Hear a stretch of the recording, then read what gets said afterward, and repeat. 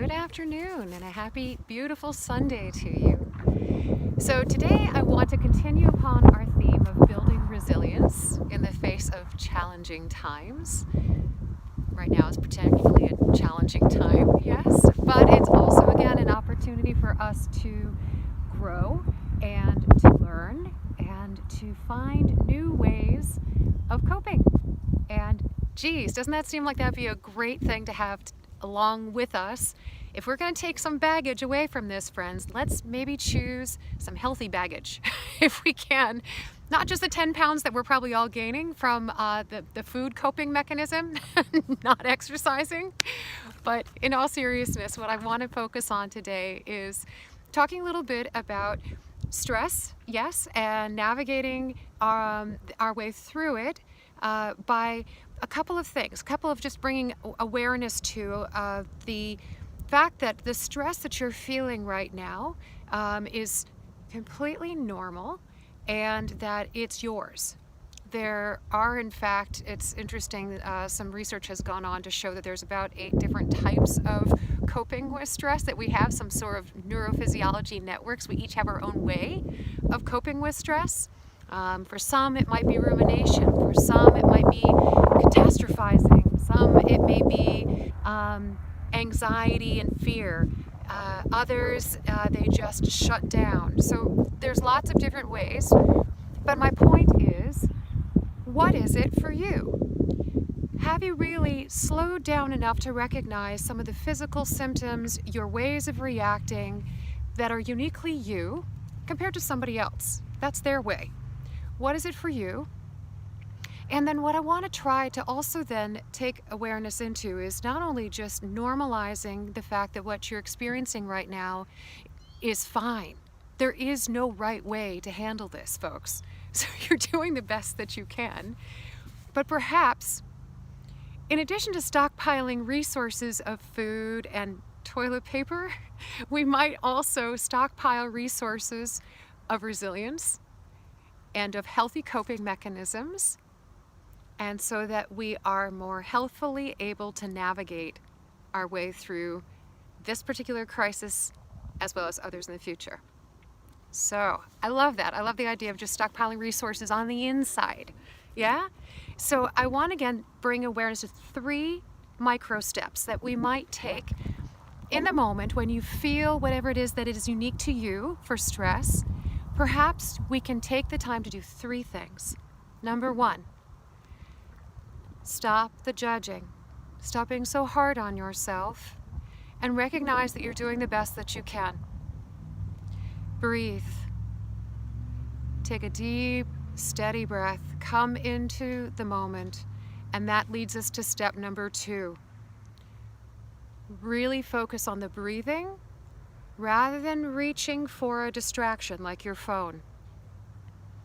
2 points to that. Number 1 is that stay with it for a moment. Don't try to tamp it down so quickly. Be with it. Allow it to be, and then breathe it down. You're all right. You're safe. You're okay. The pain, the emotion, whatever it is that you're experiencing will pass. Give it 90 seconds. The physiologic response takes about 90 seconds to cycle through. Rather than reaching for the phone as a distraction. So that's part of it. Part A is resist the temptation of distracting yourself from the discomfort. Be with it. That allows it to pass, and it's less likely then to stay as a residue. The second thing, it also leads into number 3, which is your information absorption. Please be thoughtful about your ingestion of information right now. It's important to stay informed, I agree, but you want to be thoughtful to drawing boundaries around how much time you're spending watching news, listening to news. So draw boundaries around your information intake. It's important for you to give yourself time to rest, to process, and in that, you'll allow your brain to then emotionally regulate, and that's so important as far as helping our stress levels to come down to a more reasonable place for us to cope. But very, very important, try those 3 things. Yes, maybe focus on what is your stress response And then trying those 3 steps. Remember not to judge. Don't be so hard on yourself. Number 2, stay with it. Breathe. Don't reach for something to distract you, whether it's the phone or something else to distract. Be with it for a moment.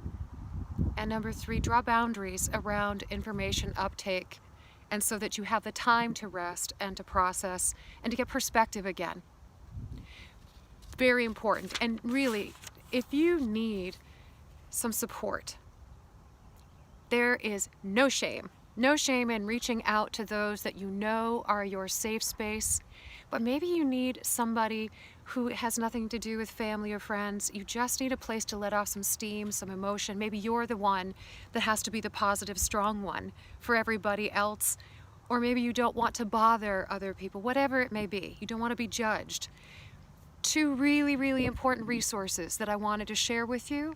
The crisis text line. You type HOME, HOME, to 741-741. 24/7, there's somebody there to respond to you. And you can text. You don't actually have to call.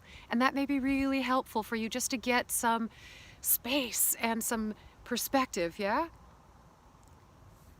HOME, 741-741 is the crisis text line. Number 2 is the suicide prevention hotline. Suicidal ideation is a very common response to trauma, and we are all experiencing a form of psychopathology and secondary trauma right now. If you are experiencing feelings that you don't know what to do with, or you know of somebody else who may need support, that is what those people are trained to do, to help you. The suicide prevention hotline number, and I don't want to mistake it, so I'm going to read it. It is 1-800-273-8255. You are not alone. We're in this together, and there are so many resources available to you internally that you can find and build upon, and so many resources around you to support you through these challenging times and in the future.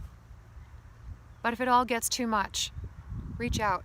Reach out to people who are specifically there and volunteering to help you, and they are trained to do so.